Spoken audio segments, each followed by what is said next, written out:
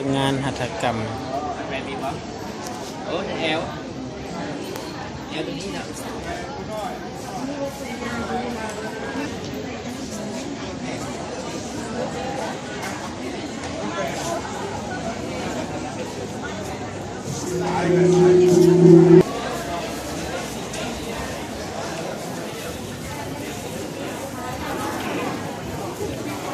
เบิ่งงานหัตถกรรมเราพี่น้อง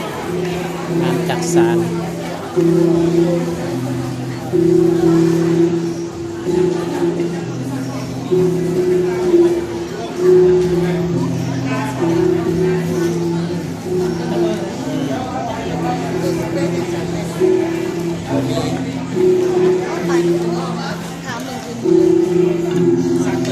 นี่เขาตัวอย่างที่ว่าได้รางวัลน้ำยาในได้รางวัลนี่พวกนี้นะตั้มหูกับพี่เก่งนี่ตั้มหมดหูยังก็เป็นมาจากไหนนะหูต้นหูยังหูฝ่าหูยังเปิดมาดูเลยก็เป็นวัดหูยังก็เป็น